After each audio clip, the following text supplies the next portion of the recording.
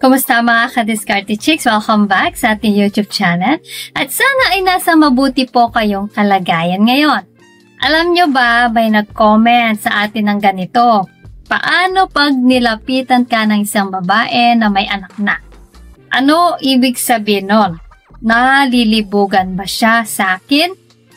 Ngayon, magandang topic yan kasi maraming lalaki ang naguguluhan kapag may babae, lalo na yung may anak na biglang nagpapakita ng interest sa kanila. So bago tayo magpatuloy, comment mo muna kung taga-saan ka para malaman ko naman kung hanggang saan ang abot ng ating diskarteng usapan.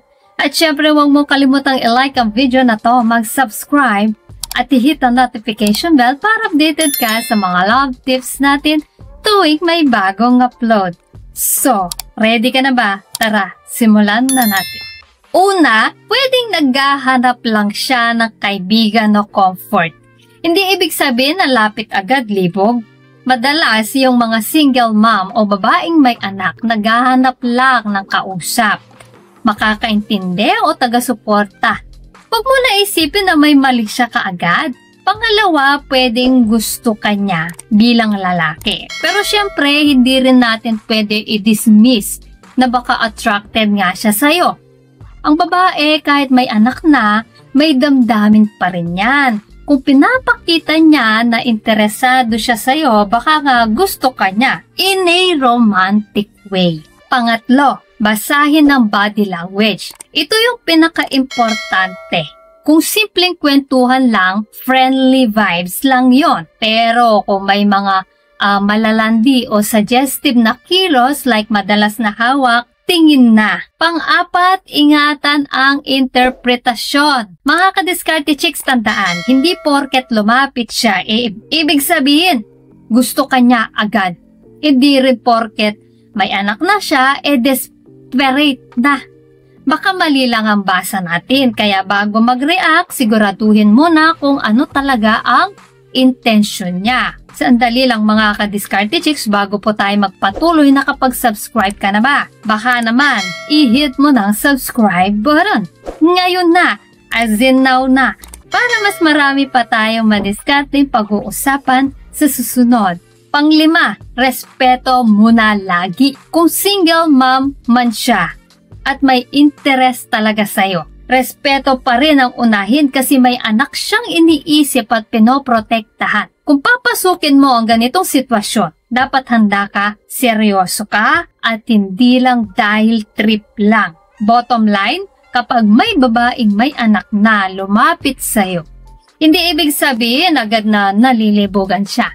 Pwedeng friendship, pwedeng respect, at pwedeng attraction din. Kaya wag agad padalos-dalos at laging tandaan na diskarte with respect ang panalo. So mga ka-Diskarte Chicks, kayo ba? Na-experience nyo din ba na lapitan ng babaeng may anak na? Ano ang tingin nyo? Attraction ba o friendly lang? Share nyo naman sa comment section. At sana ay may natutunan po kayo sa video natin ngayon.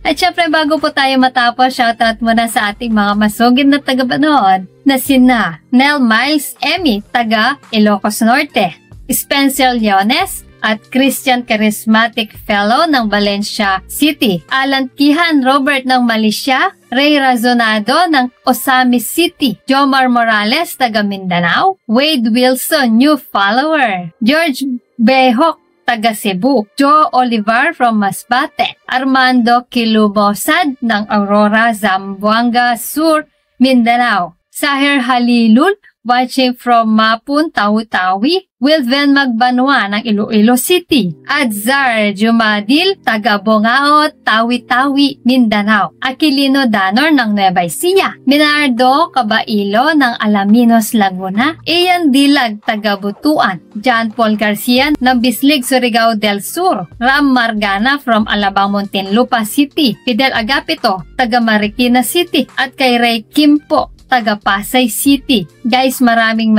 salamat po sa suporta at panonood mga ka-Diskarte Chicks. Dahil po sa inyo, mas lalo po akong ginaganahang gumawa ng content. At para naman sa mga hindi pa na-shoutout, Gusto mong ma-shoutout sa next video?